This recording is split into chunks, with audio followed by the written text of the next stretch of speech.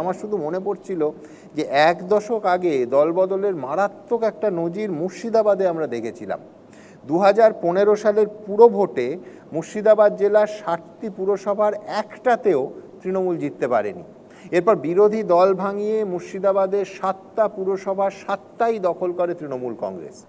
একইভাবে এর আগে 2013 সালের পঞ্চায়েত ভোটে কংগ্রেসের জেতা মুর্শিদাবাদ জেলা পরিষদটাও 2016 সালে তৃণমূল দখল করে নিয়েছিল।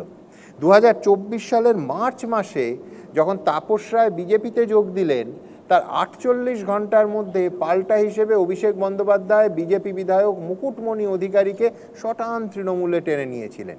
শুধু তাই নয়, 2024 সালে 24শে এপ্রিল মুর্শিদাবাদের জলঙ্গিতে অভিষেক বলেছিলেন যে বিজেপির নাকি আরও 10 জন একেবারে লাইন দিয়ে আছে, তবে ঠিক সময় তৃণমূলের দরজা যদি খুলে যায় তাহলে অভিষেক বিজেপি দলটাকেই নাকি এই রাজ্য থেকে তুলে দেবেন।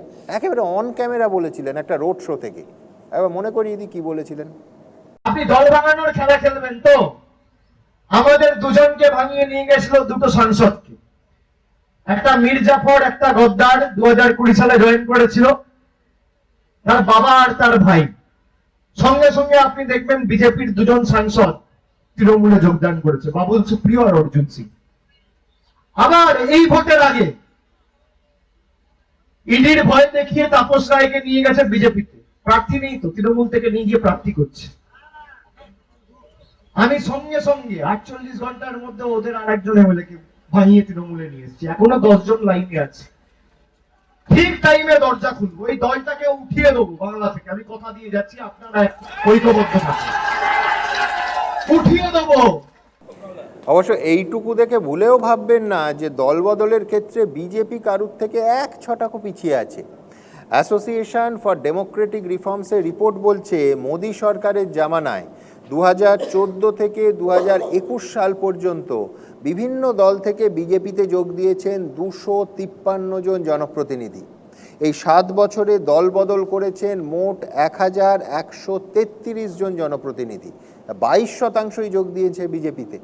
এমনকি 2021 সালের আমাদের রাজ্যের বিধানসভা ভোটে 150রও বেশি আসনে বিজেপি প্রার্থী করেছিল তৃণমূল আর অন্যান্য দল থেকে আসা দল বদলুদের। কিছুদিন আগেই ওই রাঘব চাড্ডা এপিসোড আমরা প্রত্যেকে দেখলাম। সুতরাং দেশের মধ্যে সব থেকে বড় ওয়াশিং মেশিনটা কিন্তু কৌস্তবদেরই দফতরে আছে, এটা মানতেই হবে। যাই হোক, আমার পরের বক্তা কুণাল ঘোষ। নমস্কার, শুভ সন্ধ্যা সুমন এবং উপস্থিত সব অতিথি, আপনারা যারা অতিথি আছেন এবং যারা দূর থেকে দেখছেন। দেখুন, আমি প্রথমে একটা বিষয় বলে রাখি যে ভোট হয়েছে, পদ্ধতি নিয়ে আমাদের হয়তো কিছু অভিযোগ আছে পার্টিগত, কিন্তু আমরা ক্ষমতাচ্যুত, আমাদেরও ভুলভ্রান্তি ছিল। ফলে যে নতুন সরকার এসছে, অর্থাৎ জগন্নাথবাবু দেবজিৎদের সরকার, আমরা এখন মানুষ রায় দিয়েছেন, ওরা সরকারে আছে। বিরোধিতার জন্য বিরোধিতা, প্রথম থেকে যা বলবে সব খারাপ, যা বলবে উল্টো, না, ওদেরও একটু সময় দরকার। আমরাও অনেকে জিতে এসছি, অনেকে হয়তো জিতিনি, বাট দল কর্মীরা আছেন, কে কোথায় গেল, কে কবে, এগুলো পরের কথা। মমতা বন্দ্যোপাধ্যায়কে যে একটা বিপুল সংখ্যক কর্মীরা সমর্থন করেন, তারা কিন্তু আছেন। ফলে যারা সরকারে এসছেন, আমরা ওদের আপাতত একটু সময় দেওয়ার পক্ষে। বাকি মানুষকে সঙ্গে নিয়ে আমরা যেরকম আছি, অন্য বিরোধী দল যারা আছেন তারাও নিশ্চয়ই তাদের মতো করে নজর রাখবেন। সিপিএম বা বামফ্রন্ট থাকবে, কংগ্রেস থাকবে, নওশাদের দল বা যারা আরও আছেন, হুমায়ুন কবির, যে যার মতো করে আছেন, এসইউসি আছে, সবাই থাকবেন। এখন সমস্যাটা হচ্ছে আমাদের দল নিয়ে মানুষের একটু চিন্তা ভাবনা। এটা ঘটনা যে আমরা একটু অস্বস্তিকর অবস্থায় আছি। এটা যদি আমি বলি নেই তাহলে একদম ভুল হবে। এবার অস্বস্তি কীরকম? অস্বস্তি খুব জটিল অস্বস্তি, জানেন। অস্বস্তি হচ্ছে, আগের দিন এবিপি আনন্দের যে সভায় এসেছিলাম, আমার পাশে প্রসূনবাবুই বসেছিলেন, তৃণমূলের বিধায়ক। কিন্তু আজকে বসা আর সেদিনের বসার মধ্যে একটু তফাৎ ছিল, ওইটাই হচ্ছে অস্বস্তির কারণ। মানে সেদিন আমরা দুজনেই বলছিলাম তৃণমূল কংগ্রেস, মমতা বন্দ্যোপাধ্যায় নেত্রী, আর আজকে আমি বলছি আমি যেখানে ছিলাম সেখানে আছি, উনি বলছেন না, মমতা বন্দ্যোপাধ্যায় নেত্রী নন। এইখানে হচ্ছে সমস্যাটা। আমরা যারা ভোটে দাঁড়াতে গিয়ে ফর্ম ফিল আপ করতে হয়, তো ফর্মের একটা এ আর বি ফর্ম আছে জানেন, তাতে দুটো সই লাগে। তো সেই সইটাতে আমরা প্রমাণ করি যে আমরা কাদের প্রার্থী। তো আমাদের ক্ষেত্রে সইতে মমতা বন্দ্যোপাধ্যায়েরও সই ছিল, অভিষেক বন্দ্যোপাধ্যায়েরও সই ছিল। তো সেগুলো জমা দিয়েছি আমাদের এফিডেভিট এবং নমিনেশন ফর্মের সঙ্গে, পেপারের সঙ্গে। কিন্তু ওই চিঠি যে দুটো এসছিল সইতে, তাতে প্রমাণিত হয়েছে যে আমরা তৃণমূল কংগ্রেস জোড়া ফুলের প্রার্থী। তো আমি এখন দাঁড়িয়ে বলছি যে আমি 1 মাসও হয়নি, হাতে এখনো কালি রয়েছে, ফলে আমি কি করে বলবো যে না আমি নির্দল ছিলাম না, আমাকে তো মমতা বন্দ্যোপাধ্যায় আর তৃণমূল কংগ্রেসই প্রার্থী করেছে। কিন্তু প্রসূনবাবুরা ফর্ম এ আর ফর্ম বিটা ভুলে গেছেন। ওনারা বলছেন ওনারা নিজেদের ক্রেডিটে জিতে এসছেন, ওনারা বলছেন ওনারা মমতা বন্দ্যোপাধ্যায় থাকবেন না, নতুন চেয়ারম্যান তৈরি করেছেন, আলাদা দল। কিন্তু আমার মনে হয় আমাদের এসব আচরণে তৃণমূলের কর্মীরা বা সাধারণ মানুষ যারা বিরোধীদের ভোট দিয়েছিলেন তারা খুব বিরক্ত হচ্ছেন।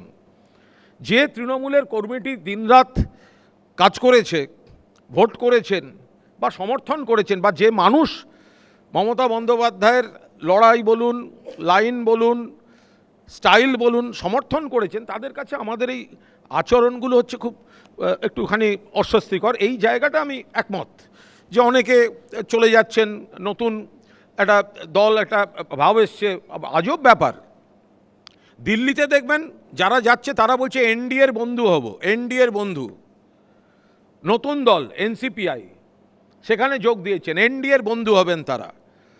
আবার এখানে যারা আছেন তারা এখনও এনসিপিআইটা বলেননি, কিন্তু যেটা শতরূপ বললেন যে দেখা সাক্ষাৎ হচ্ছে, সৌজন্য এসব চলছে টলছে।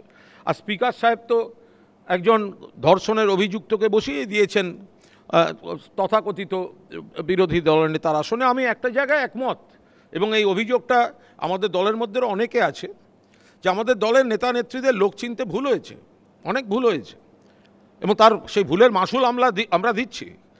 ঋতব্রত বন্দ্যোপাধ্যায় নিশ্চিতভাবে একটি শিক্ষিত ছেলে, কিন্তু ওই শিক্ষা আর সমাজের শিক্ষার তফাৎ আছে। দেখতে শুনতে গোলগাল, ইংরেজিটা ভালো বলতে পারে, আমাদের অনেকে ডেকে এনে শাঁখ বাজিয়ে ডেকে এনে বসিয়ে দিল। সিপিএম সে জ্বালা বুঝেছে, তারপর যখন আমাদের কাছে এলো আমাদের আপত্তি তখন কে শুনবে, নিয়েছেন যারা নিয়েছেন।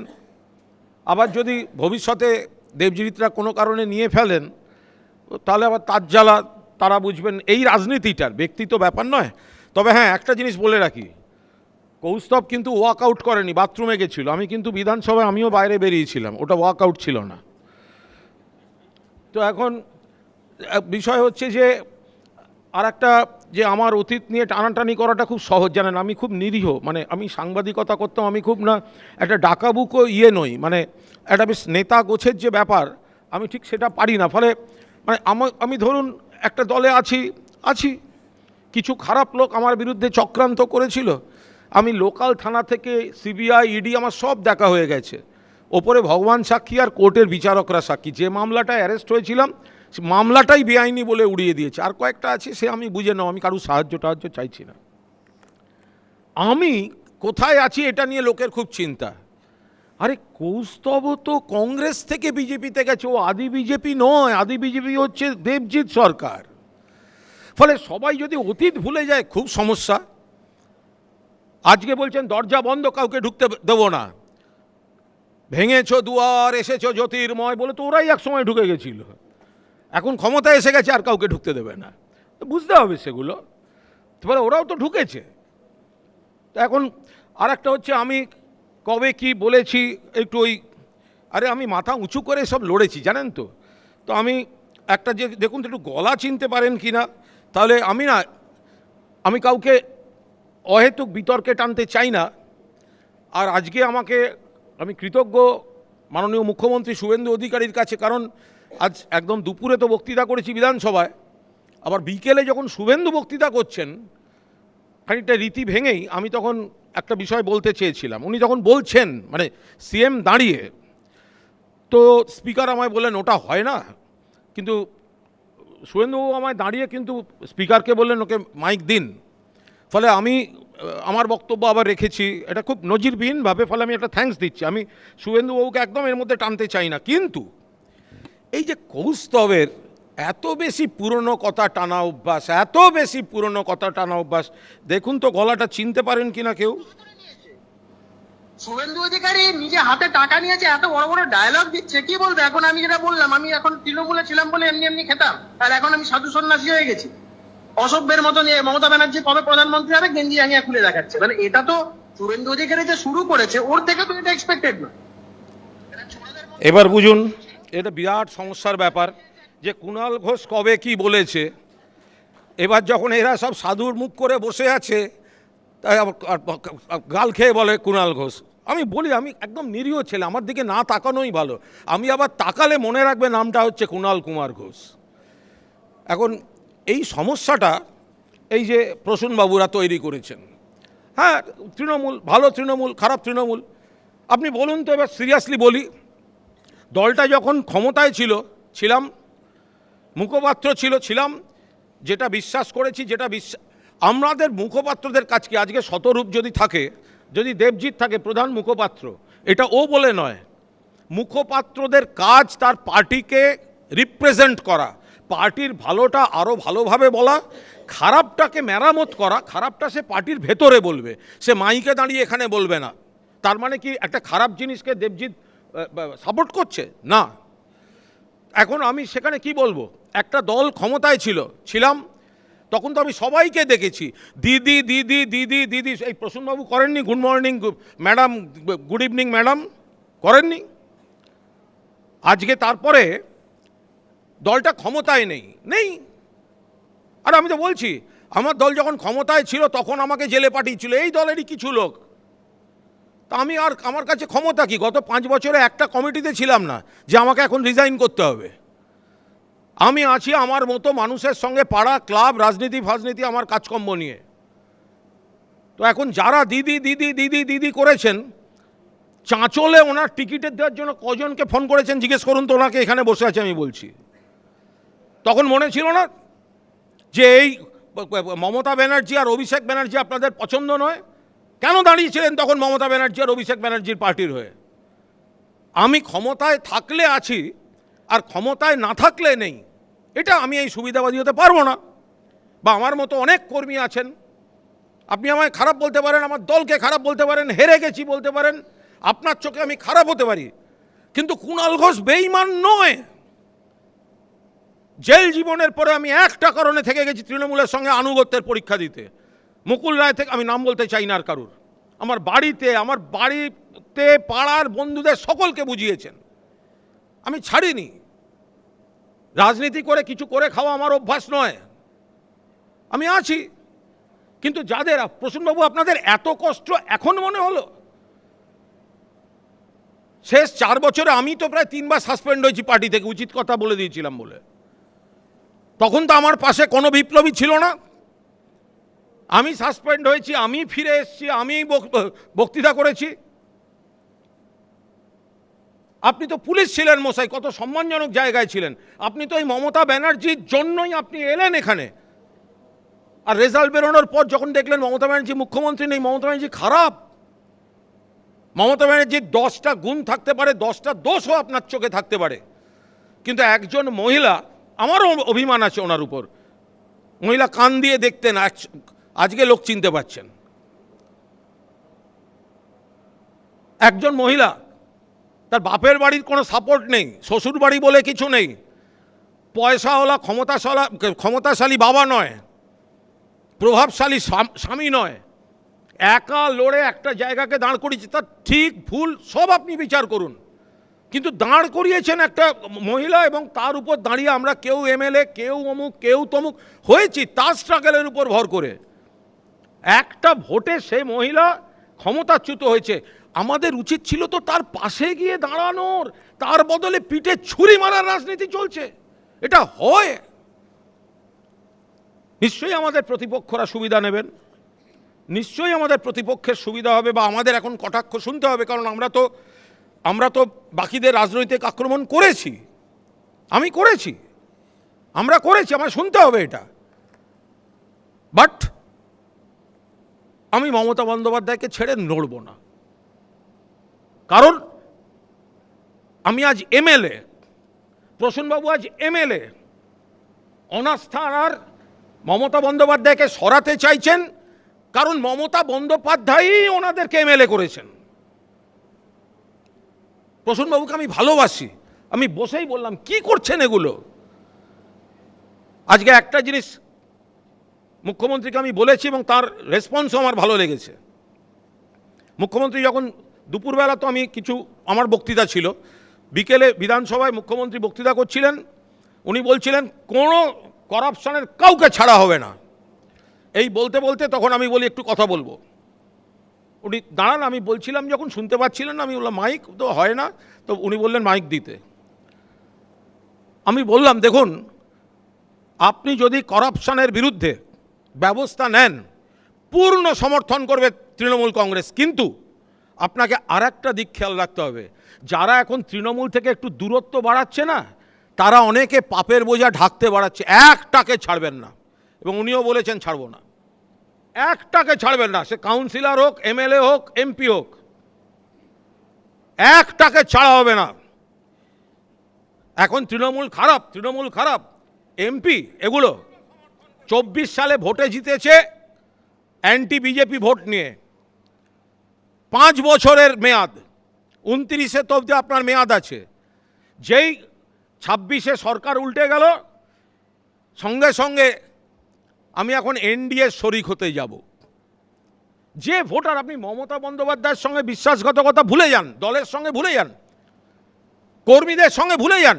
আপনি ভাবুন একজন ভোটার যে ভোট দিয়েছে, অ্যান্টি বিজেপি ভোটার ভোট দিয়ে একজনকে জিতিয়েছেন, সেই এমপি বলছে আমি এখন বিজেপির বন্ধু হতে যাচ্ছি। আমাদেরও দোষ, আমরাও এরকম নিয়েছি, সময় থেকে শিক্ষা নিতে হবে। আমাদের দলের বেশ কিছু ভুলভ্রান্তির মধ্যে এটাও অবশ্যই একটা ভুল, যে এই ধরনের নীতি মুকুলদা শুরু করে গেছিলেন, সেটা চেঞ্জ করা হয়নি। আর আমরা যারা সেই সময় কথা বলার কার্যত সুযোগ পেতাম না, এখন আমি কুণাল ঘোষ নই, গ্রামে গঞ্জে শহরে বুথে অজস্র কর্মী আছেন এখনো। আজকে খারাপ দেখতে লাগছে তৃণমূলকে, ভেঙে যাচ্ছে মনে হচ্ছে। আর যারা যাচ্ছে সব কজনকে একসঙ্গে দাঁড় করিয়ে দিন, 500 লোক জোগাড় করতে পারবে না এরা। এখনো মমতা বন্দ্যোপাধ্যায়ের মুখটা, ভুল ত্রুটি যদি আমরা শুধরে নিতে পারি, কর্মীরা আছেন, বিরোধী শক্তি, এবং ভুল থেকে আমরাও একটা শিক্ষা নেব। আমার ধারণা আমরা সিপিএমকেও নানা আক্রমণ করি, ওরাও আমাদের করেন। কোথাও কোথাও একটা কমন জায়গা পড়ে যায়, যে এই ইস্যুগুলোতে একটা কাজ করা যায়, কংগ্রেসেরও পড়ে যায়। বাংলার একটা বিরোধী শক্তির দরকার, খুব কৌশলে। সারা ভারতে বিরোধী শক্তিকে ভেঙে দেওয়া হচ্ছে, রাজ্যে রাজ্যে ভেঙে দেওয়া হচ্ছে, সংখ্যা বাড়ানো হচ্ছে। বিরোধী শূন্য এই খেলাটা গণতন্ত্রের পক্ষে ঠিক নয়। এই ভুলের জুতোয় আমরাও একবার পা দিয়েছিলাম, আজকে আমাদের ভুগতে হচ্ছে। কিন্তু এই ভোগান্তি থেকে আমরা যা শিক্ষা নিচ্ছি, আমরা এটুকু বলতে পারি, অবশ্যই অস্বস্তি হচ্ছে, আমি শাক দিয়ে মাছ ধরতে যাব না, কিন্তু আমি এখনও যারা চলে যাচ্ছেন এবং ওই দিকে যারা যাচ্ছেন যোগাযোগ আছে, মন থেকে আর্ধেকে যাচ্ছেন না। প্রথমে বলা হয়েছিল একটা অমুক কারণে, দ্বিতীয় শোভনদেব চট্টোপাধ্যায় বিরোধী দলনেতা, আমরা প্রস্তাব করেছিলাম, যে 82 বছর বয়স কিন্তু অ্যাক্টিভ, 10 বারের এমএলএ, 36 বছর ধরে আছে, আমরা তাকে নেতা মানব না? তার বদলে এই ধর্ষণে অভিযুক্ত আপনার ওই বালিশ চাটা ঋত, এটা হয় কখনো? ফলে এই জায়গায় দাঁড়িয়ে আমরা বালিশ চাটা কী বলবো, আর কি চাটা। আজকে তো আমি স্পিকারের সামনে, স্পিকারকে আর প্রথমবার স্পিকারের সঙ্গে কথা বলছি, তো আমি আর জিজ্ঞাসা করতে পারলাম না। প্রার্থী তো আপনারাই করেছেন, এতক্ষণ তো সেটাই বলছি, ভুল হয়েছিল। যারা করেছেন ভুল, তখন শোনেননি আমাদের কথা। গরিবের কথা বাসি হলে সত্যি হয়, প্রকাশ্যে বলছি তো, কীভাবে বলবো। আজকে আমি স্পিকার সাহেবকে বললাম যে আপনি একজনকে করলেন, আপনার রাজ্যপালের ভাষণে বলছেন 0 টলারেন্স নারী নির্যাতন, মুখ্যমন্ত্রী বলছেন 0 টলারেন্স নারী নির্যাতন, আর আপনারা অনৈতিকভাবে একটা বিরোধী দলনেতা করছেন। আমি স্পিকারকে আজকে জিজ্ঞাসা করলাম না, ওর ওই ভিডিওটা দেখেছেন? আমি যেহেতু স্পিকারের সঙ্গে আজ প্রথমবার মুখোমুখি হলো, আমি কাল পরশু জিজ্ঞেস করে নেবো, ভিডিওটাও পাঠিয়ে দেবো, কাকে করেছেন ভালো করে দেখে নেবেন। ফলে তৃণমূল কংগ্রেস একটু অস্বস্তিতে আছে, ভুল আছে, সংশোধন হচ্ছে, চেষ্টা হচ্ছে। কর্মী সমর্থকদের আমরা এখন পাশে দাঁড়াবার চেষ্টা করছি। প্রচুর নির্বাচনোত্তর সন্ত্রাস, ঘর ছাড়া, কাজ ছাড়া এসব চলছে। এখন কয়েকজনের নিজেদের এলাকায় যাওয়ার মুরদ হয়নি, গিয়ে একবার কর্মীদের সামনে বলুক না যে মমতা বন্দ্যোপাধ্যায়কে সরিয়েছি। আরে যে কোনো কেউ দল চেঞ্জ করতে পারি আমরা, হতেই পারে, রাজনীতি কেউ করতে পারে। তো মমতাদিকে বলে প্রণাম করে চলে আসা যেতে পারে। মহিলা তো নিজে হাতে দলটা তৈরি করে আমাদের প্রতিষ্ঠা করেছেন। তার বদলে যদি কেউ বলে যে আমি তার প্রতীকও কেড়ে নেব, এই লোকগুলোকে চিনে রাখবেন, এরা নিজেদের মায়ের পিঠে ছুরি মেরে দিতে পারে। এদের বিশ্বাস করবেন না, মায়ের পিঠে ছুরি মারতে পারে এরা। ভালো থাকবেন।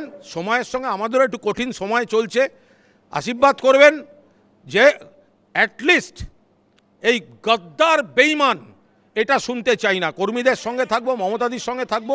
যদি ভুল ত্রুটি শুধরে নিয়ে তৃণমূলটাকে ঠিক করে চালাতে পারি, আমরা আবার দেখা হবে, অনুষ্ঠানও চলবে, ভবিষ্যতে আসবো। সবাই ভালো থাকবেন। এবিপি আনন্দ, এগিয়ে থাকে, এগিয়ে রাখে।